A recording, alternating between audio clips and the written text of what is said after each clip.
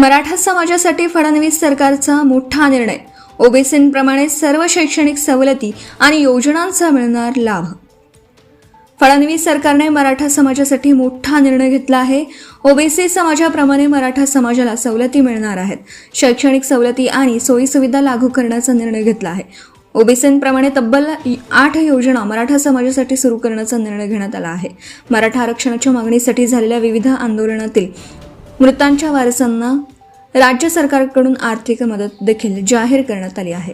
मराठा समाजासाठी लागू केलेल्या 8 योजनांची यादी शालांत परीक्षोत्तर शिष्यवृत्ती योजना, मोटार वाहन चालक व वाहक प्रशिक्षण योजना, माध्यमिक व उच्च माध्यमिक वर्गातील विद्यार्थ्यांना लागू असलेली शिष्यवृत्ती योजना, विद्यार्थ्यांना लागू असलेल्या इतर 16 बाबींबाबतची प्रतिपूर्ती करण्याबाबतची योजना, महाराष्ट्र राज्यातील रहिवासी असणारे व परराज्यात अनुदानित व विना अनुदानित व्यावसायिक अभ्यासक्रमासाठी प्रवेश घेतलेल्या उमेदवारांसाठी लागू असलेली योजना, ओबीसी विद्यार्थ्यांना शैक्षणिक सवलती व सोयीसुविधा मिळवण्यासाठी पात्र असलेल्या सर्व अभ्यासक्रमांसाठी आता मराठा समाजातील विद्यार्थी हे पात्र असतील.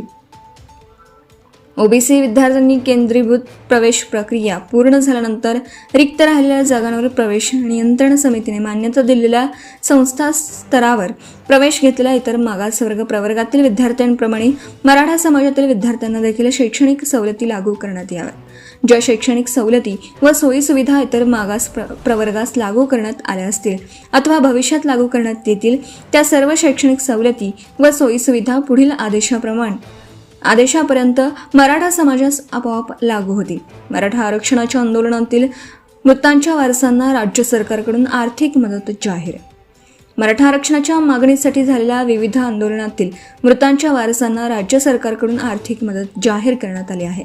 8 जिल्ह्यातील 34 व्यक्तींच्या कायदेशीर वारसदारांना प्रत्येकी 10 लाख रुपयांप्रमाणे एकूण 3,40,00,000 रुपये मंजूर करण्यात आले आहेत. मराठा समाजाच्या मागण्यांसाठी राज्यातील विविध ठिकाणी झालेल्या आंदोलनात एकूण 309 कार्यकर्त्यांचा मृत्यू झाला होता. मुख्यमंत्री देवेंद्र फडणवीस यांच्या नेतृत्वाखाली राज्य सरकारने या मृत व्यक्तींच्या वारसदारांसाठी 27,50,00,000 रुपये मंजूर केले आहेत. त्यापैकी 34 व्यक्तींच्या कुटुंबांना मदत मिळणं अद्याप बाकी होतं.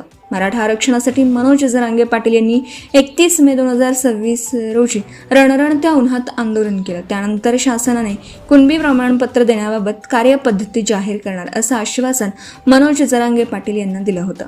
याबाबत मंत्रिमंडळ उपसमितीची बैठक झाली. त्यानंतर आता याबाबत मराठवाड्यामधील 8 जिल्ह्यातील जिल्हाधिकारी यांना निर्देश देण्यात आले आहेत. सोबतच डझास म्हणजे प्रमाणपत्र देण्याची कार्यपद्धती सुद्धा अंतिम करण्यात आली आहे. जरांगे यांनी शनिवारी मध्यरात्री उपोषण सोडलं होतं. त्यावेळी 3 दिवसात कार्यपद्धती जाहीर करणार असं आश्वासन विखे पाटील यांनी जरांगे यांना दिलं होतं. त्यानुसार ही कार्यपद्धती जाहीर करण्यात आली आहे. महत्त्वाचं म्हणजे यात SOP सोबत हैदराबाद गॅझेटनुसार कुणबी जात प्रमाणपत्र मिळवण्यासाठी लागणाऱ्या कागदपत्रांची सूची सुद्धा जाहीर करण्यात आली आहे. तर हैदराबाद गॅझेट शासन निर्णयानुसार कुणबी प्रमाणपत्र मिळवण्यासाठी नातेसंबंधातील व्यक्तीने द्यायच्या शपथपत्राचा नमुनाही जाहीर करण्यात आला आहे. Subscribe now and press the bell icon. Never miss an update.